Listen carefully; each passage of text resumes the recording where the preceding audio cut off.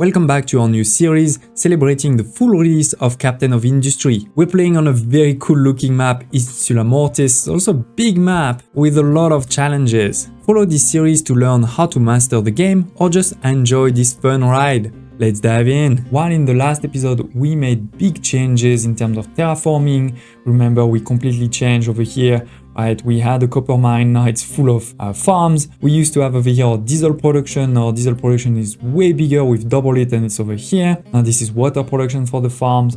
We've also put all of the farms together instead of having a couple on this side. So today we're not gonna make that many huge changes like this, but instead we're gonna talk about a lot of new productions. Let's move into the future. And here it is. At first glance, not so many changes. As I said, I'm expanding a bit over here, for example.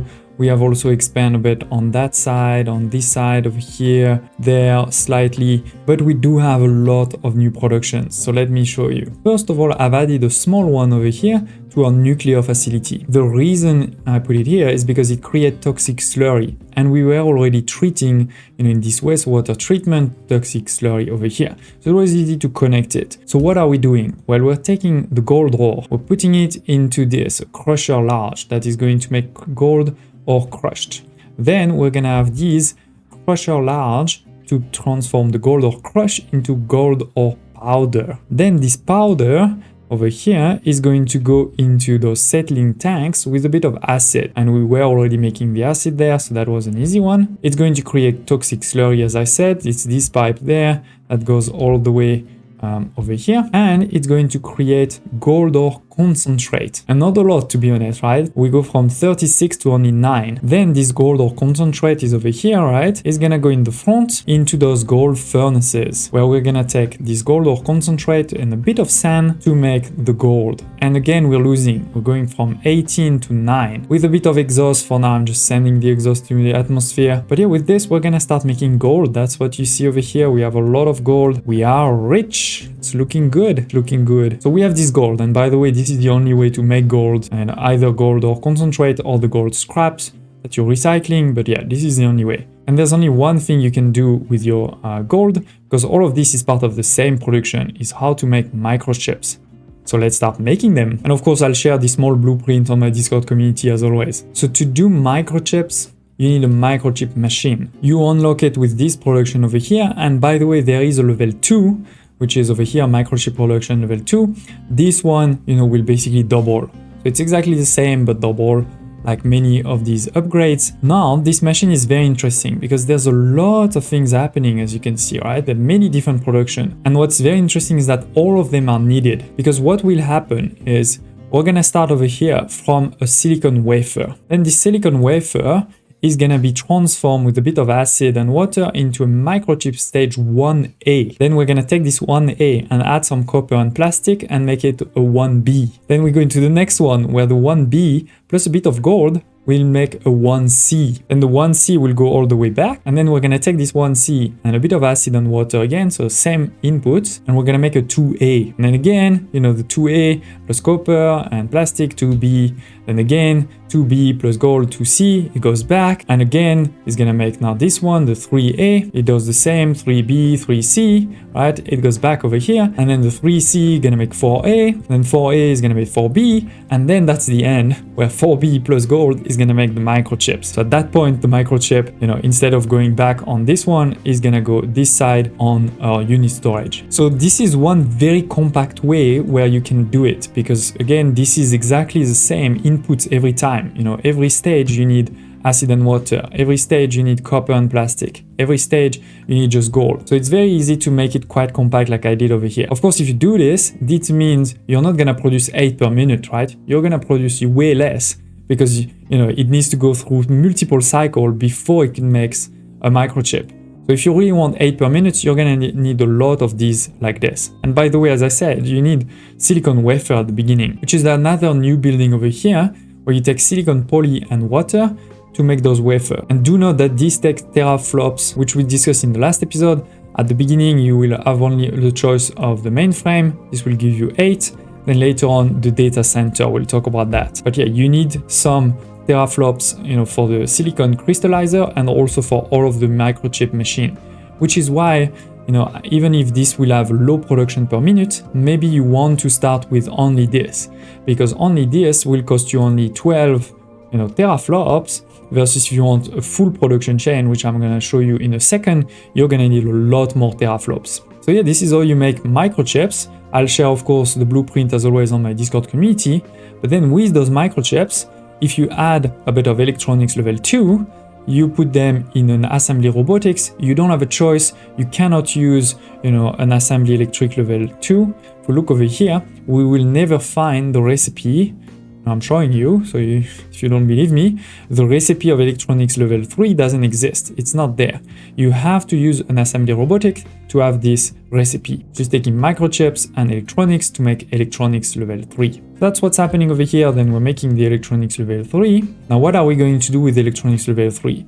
There's not that many things, to be honest. One is lab equipment level 4. The second is the servers. The third is maintenance level 3 or red maintenance.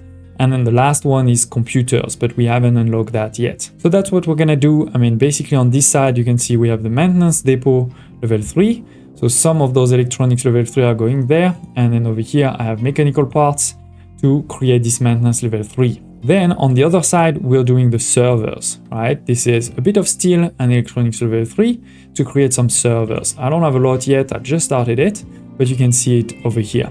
All of this again requires teraflops, so that's why we're gonna need to increase it. We just have the steel there at level 1 and the electronics at level 0. Also, do remember that this is only 3 per minute and it requires 3 microchips. And this is not enough, because again, this is only 8, but divided by 4, right? So I think it's probably 2 basically.